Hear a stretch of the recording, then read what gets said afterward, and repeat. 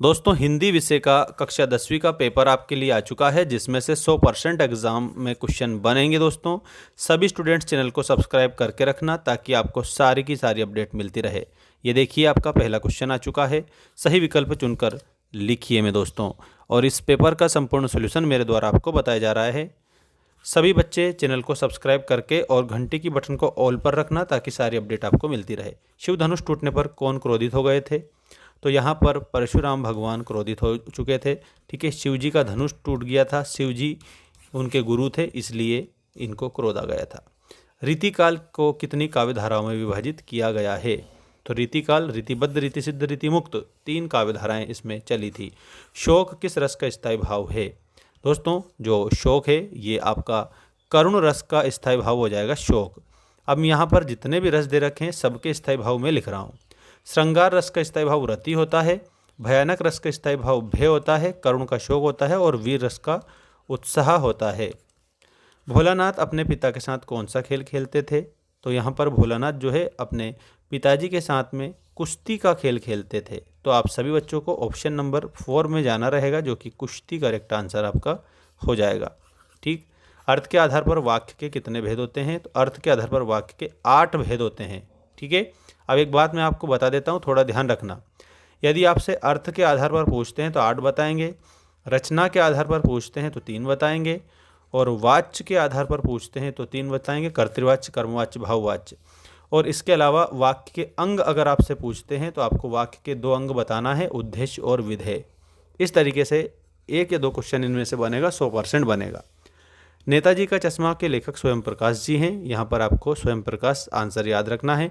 सभी बच्चे एक बार चैनल को जल्दी से सब्सक्राइब कर लीजिएगा ताकि आप लोगों को मैं सारी हेल्प कर सकूँ, आप लोगों के लिए सारी चीज़ें बता सकूँ।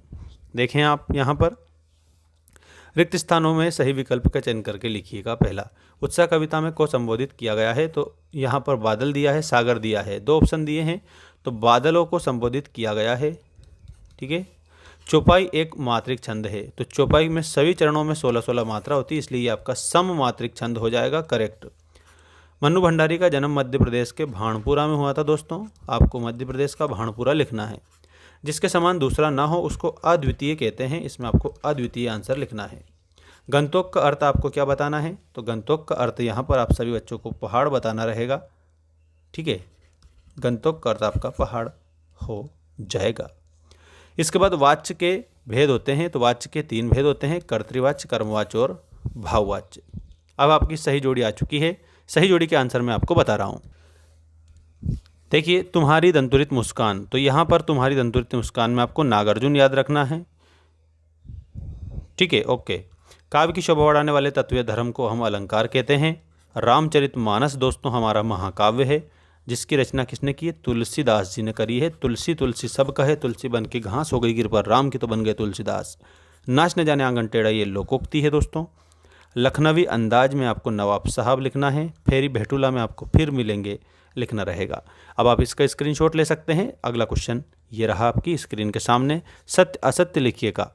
और सारे आंसर बताने का मैंने प्रॉमिस करा है, बने रहिए मेरे साथ सभी बच्चे।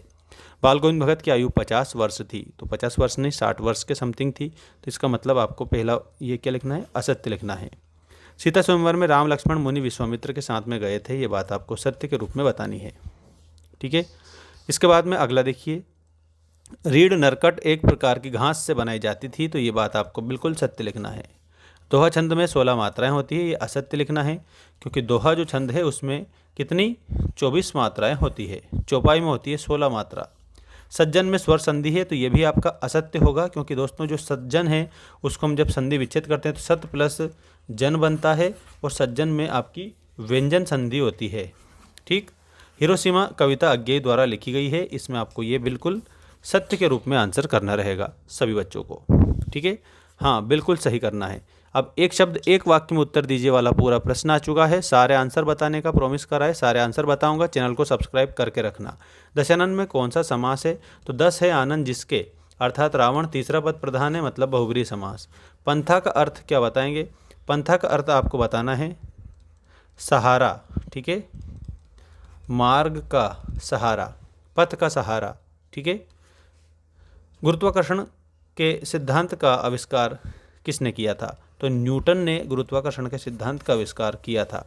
10वां रस कौन सा है? तो दोस्तों इसमें वात्सल्य रस जो है वो बताएंगे। वात्सल्य रस आपका 10वां रस हो जाएगा। इसके बाद में अगला क्वेश्चन ये है आपका, देखिएगा। तारकेश्वर को पिताजी प्यार से क्या कहकर पुकारते थे? तो तारकेश्वर को पिताजी प्यार से भोलानाथ कहकर पुकारते थे। अगला है मैं क्यों लिखता हूँ किसकी रचना है? तो इसमें आपको अज्ञेय याद रखना रहेगा। ठीक है, ये अज्ञेय जी की रचना है मैं क्यों लिखता हूँ। बाकी सारे आपको नेक्स्ट वीडियो में मैं बताऊँगा, तो बने रहिए मेरे साथ में सभी बच्चे।